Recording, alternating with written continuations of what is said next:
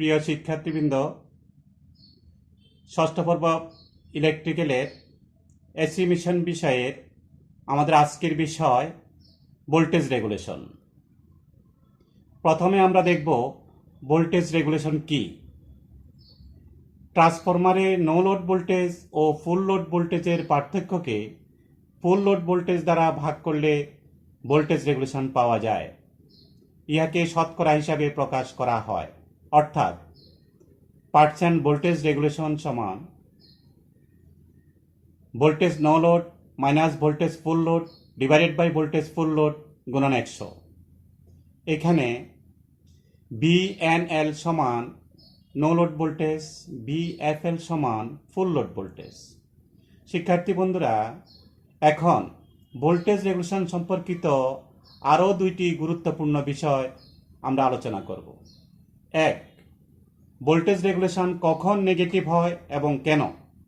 দুই, voltage regulation যত কম হয় তত ভালো। প্রিয় শিক্ষার্থীবৃন্দ, সচরাচর ট্রান্সফরমারের সেকেন্ডারিতে যে সকল লোড যুক্ত থাকে তাদের প্রকৃতি ইন্ডাকটিভ হয়, ফলে পাওয়ার ফ্যাক্টর লেগিং হয়। এই অবস্থায় নো লোড অপেক্ষা ফুল লোড ভোল্টেজের মান কিছুটা কম হয়, কিন্তু ট্রান্সফরমারের সেকেন্ডারি টার্মিনালের সাথে সংযুক্ত লোড যদি অধিক ক্যাপাসিটিভ হয়, সেক্ষেত্রে নো লোড অপেক্ষা ফুল লোড ভোল্টেজের মান বেড়ে যায়। এই ক্ষেত্রে লোডের পাওয়ার ফ্যাক্টরও লিডিং হয়। এই অবস্থায় সমীকরণ অনুযায়ী দেখা যায় ভোল্টেজ রেগুলেশন নেগেটিভ হয়। এখন আমরা দ্বিতীয় পয়েন্টটি আলোচনা করি। প্রিয় শিক্ষার্থীবৃন্দ, তোমরা আমার সাথে একমত হবে যে লোড প্রান্তে আমরা লোড চালনার উপযোগী রেটেড ভোল্টেজ চাই, অর্থাৎ নো লোড অবস্থার সমান অথবা তার কাছাকাছি ভোল্টেজ চাই। যদি ভোল্টেজ রেগুলেশনের মান বেশি হয়, তবে লোড প্রান্তে প্রাপ্ত ভোল্টেজের মান কম হবে এবং লোড তার পূর্ণ ক্ষমতায় কাজ করতে পারবে না। তাই আমরা বলি ভোল্টেজ রেগুলেশন যত কম হয় ততই ভালো। এখন আমরা ল্যাগিং, লিডিং ও ইউনিটি পাওয়ার ফ্যাক্টরের ক্ষেত্রে ট্রান্সফরমারের ভেক্টর ডায়াগ্রাম অঙ্কন করে নো লোড ভোল্টেজের সমীকরণ কিভাবে নির্ণয় করা যায় তা আলোচনা করব। প্রথমে ল্যাগিং পাওয়ার ফ্যাক্টর বিবেচনা করি। ট্রান্সফরমারের সেকেন্ডারি সাইড বিবেচনা করে নিচে ভেক্টর চিত্র অঙ্কন করা হলো। প্রিয় শিক্ষার্থী বন্ধুরা, তোমরা নিচের ভেক্টর চিত্রে একটু লক্ষ্য করো।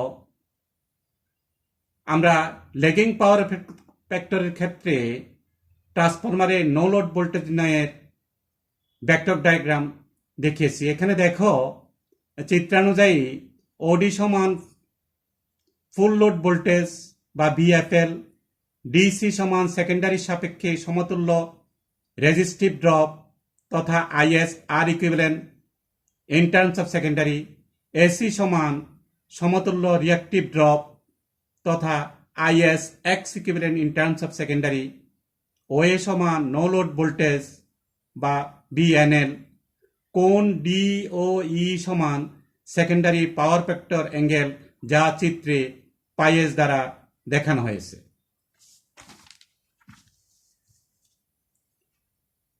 শিক্ষার্থী বন্ধুরা, ভেক্টর চিত্রটি ভালো করে লক্ষ্য করো। প্রথমে পাইএস ল্যাগিং কোণে BFL ও IS অঙ্কন করা হয়েছে। IS এর একই ফেজে BFL এর সাথে resistive drop IS R equivalent in terms of secondary আঁকা হয়েছে। IS R equivalent in terms of secondary এর সাথে 90 ডিগ্রি লিডিংয়ে reactive drop IS X equivalent in terms of secondary আঁকা হয়েছে। তাহলে full load voltage BFL resistive drop IS R equivalent in terms of secondary এবং reactive drop IS X equivalent in terms of secondary এর vector যোগফল হবে no load voltage তথা ভিএনএল। এখন ভিএফএল ও is R equivalent থেকে আইএস এর উপর যথাক্রমে ডিই ও সিবি লম্ব আঁকি। সমকোণী ত্রিভুজ ও ডিই থেকে পাই, তোমরা চিত্রে লক্ষ্য করো, ও ই সমান সমান OD cos pi S is equal to BFL cos pi S. আবার চিত্রে দেখো ডিই সমান ওডি সাইন ফাই এস সমান সমান বিএফএল সাইন ফাই এস। যেহেতু ডিসি সমান্তরাল বিই সেহেতু DE is equal to BC equal to BFL sine phi S. সুতরাং ডিসি সমান ইবি সমান সমান IS R equivalent in terms of secondary. এখন সমকোণী ত্রিভুজ এ ও বি থেকে আমরা পাই পিথাগোরাসের সূত্রানুযায়ী এ বি স্কোয়ার সমান ও B square plus A B square, R A B square সমান, চিত্র থেকে তোমরা দেখো ও বি সমান ওই প্লাস ইবি, সুতরাং আমরা এখানে ওই plus EB whole square plus, আবার চিত্রে দেখো এ বি সমান বিসি প্লাস এসি, সুতরাং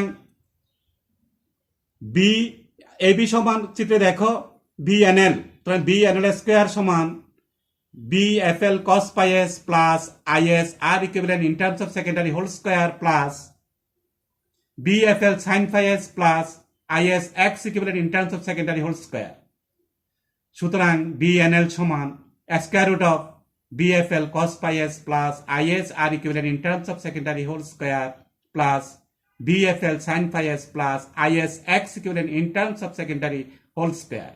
ইহাই লেগিং পাওয়ার ফ্যাক্টরের ক্ষেত্রে ট্রান্সফরমারের নো লোড ভোল্টেজের সমীকরণ। ধন্যবাদ শিক্ষার্থী বন্ধুরা। নেক্সট ক্লাসে আমরা লেগিং এবং লিডিং ও ইউনিটি পাওয়ার ফ্যাক্টরের ক্ষেত্রে এই সমীকরণ আলোচনা করব।